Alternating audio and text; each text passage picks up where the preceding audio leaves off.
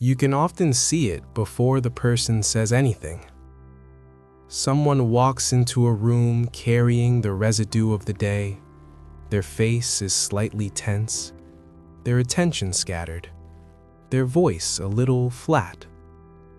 Then an animal appears, and something changes. The breath drops lower into the chest, the pitch of the voice changes, often shifting into a rhythmic, melodic tone that we rarely use with other adults. There is an almost magnetic pull. A hand reaches out instinctively. Their attention narrows, not in a tense way, but in a settled one. They look more here. It's subtle, but it's unmistakable. Perhaps you have seen it in a friend who is usually reserved, suddenly becoming animated and warm when greeting a pet. Or perhaps you recognize it in yourself. That specific sensation of exhaling a breath you didn't know you were holding, the moment you are no longer in the company of people, but in the company of a creature. This isn't just a moment. It's a pattern. They look forward to going home to their pet more than going out. They'd rather spend a quiet evening with their cat than attend another social gathering. They choose walks with their dog over conversations that feel heavy. They cancel plans, not because they don't care, but because they already know what will restore them. This isn't avoidance, it's preference. Being with animals doesn't drain them, it gives something back. They feel lighter afterward, more settled, more themselves. There's anticipation in it, enjoyment, a sense of ease that doesn't need to be justified. Where some interactions cost energy, this one creates it. But it is easy to misinterpret this dynamic. In a world that prioritizes constant networking, choosing the company of animals is often framed as avoidance. It is labeled as shyness or distinct introversion or a withdrawal from the world. But if we look closer, we might see that this isn't about running away from something. It is about running toward something else. For many, this is not a rejection of humanity. It is a biological preference for a different kind of presence. It is a move toward a restorative state. It is the difference between an interaction that demands you to be something and an interaction that allows you to simply be.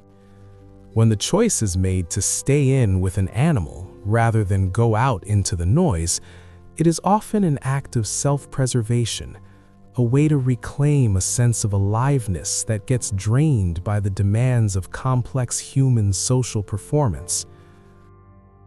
To understand this preference, we have to look at what is being asked of us in our relationships. Human connection often carries layers. Even in good relationships, there is timing to manage, tone to read, reactions to interpret. Words carry subtext, history, and double meanings. You speak, and part of you is already watching how it lands. You pause and wonder how that pause is being understood. You feel something and translate it before it's fully formed. The cognitive load of maintaining a human conversation is immense. This doesn't mean people are unsafe. It means human connection is complex. Consider the connection with an animal. You don't have to summarize your day. You don't have to explain your mood. You don't have to keep the interaction moving. You show up, and the relationship begins there. Animals do not speak in subtext. They do not use sarcasm. They do not say one thing while meaning another. If a cat sits on your lap, it is because it wants warmth and trusts you. If a dog wags its tail, it is happy. With people, closeness often builds through conversation. With animals, it builds through presence. With people, connection can feel conditional. With animals, consistency is enough. Animals are anchors of the present moment. They do not hold grudges about yesterday's mood. They are not worrying about next week's schedule. When you are with them, you are invited into the now. For a mind that is tired of overthinking, this invitation is irresistible. This difference is not small, it's decisive. This sense of relief is not just in your head, it is a physiological reality. It is your biology recognizing safety. When we engage in a positive interaction with an animal, eye contact, gentle touch, or simply sitting near them, our body responds. Science has observed that these interactions can trigger the release of oxytocin, the hormone associated with trust, attachment, and calm. This is often called the love hormone, but it acts as a buffer against stress. Simultaneously, you might notice a slowing of the heart rate. Blood pressure drops, stress responses soften. Cortisol levels, the chemical marker of stress, begin to drop. The nervous system registers safety quickly, often faster than it does in social interaction. This doesn't require words, or insight, or intention. The body responds before the mind does. There is a concept known as co-regulation. Mammals influence each other's nervous systems.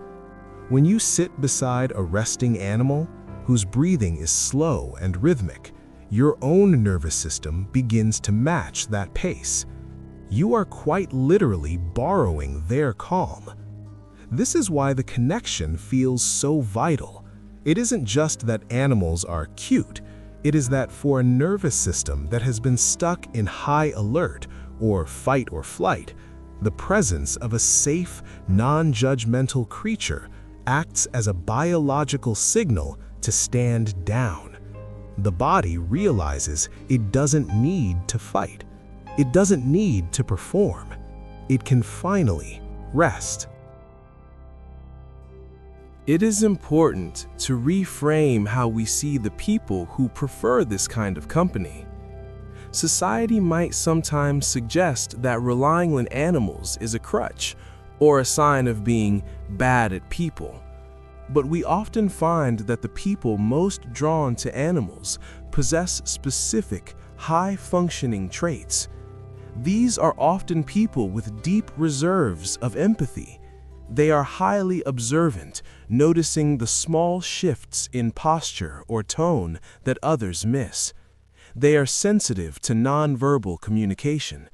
These are not weaknesses. These are the exact languages that animals speak. With animals, these qualities are not overwhelming. They are useful.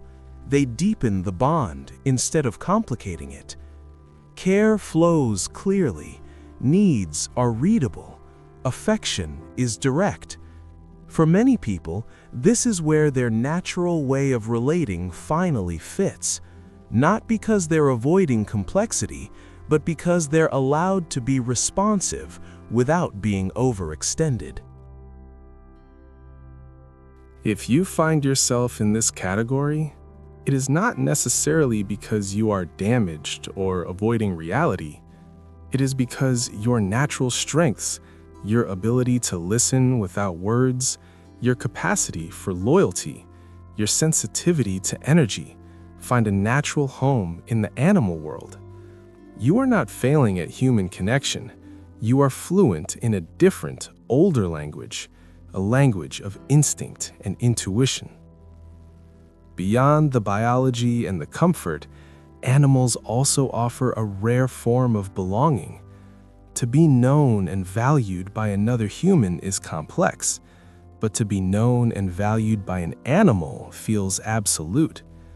When an animal chooses you, when a cat settles on your chest, or a dog follows you from room to room, it is an unambiguous statement of belonging.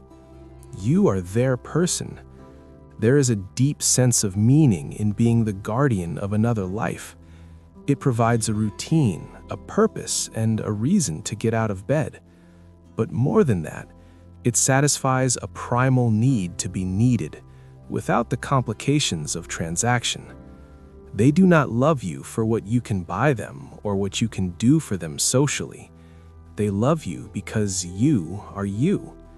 In a world that constantly asks us to prove our worth, this unconditional acceptance is not just a luxury, it is a necessary anchor. For people who learned to earn connection, this feels profound. Trust builds quietly, over time, through presence. And once it's there, it's steady. This isn't just comfort, it's meaning. It's being needed without being evaluated.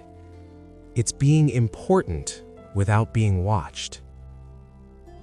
Acknowledging this bond does not mean human relationships are less valuable or less deep.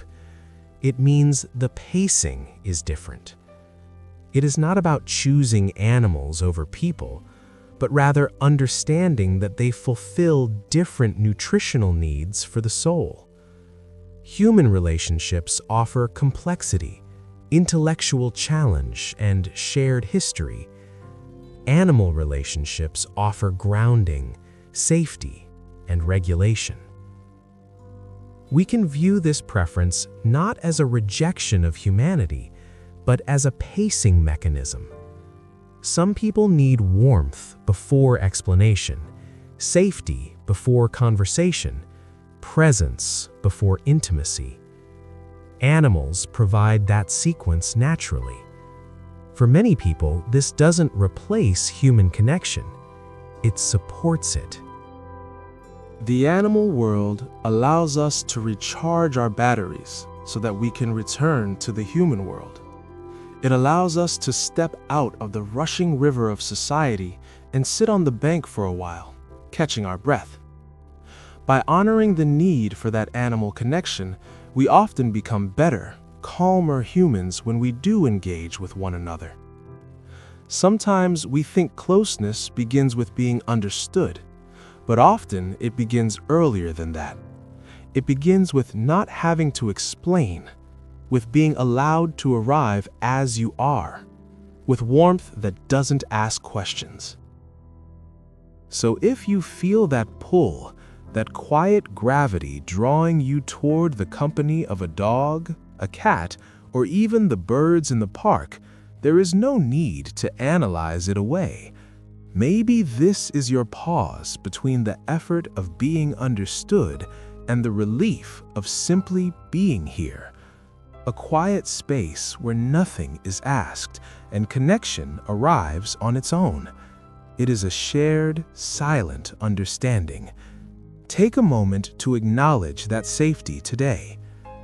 If you also find a unique sense of peace in the presence of animals, please consider liking this video or subscribing. Let's continue to explore these quiet corners of our psychology together.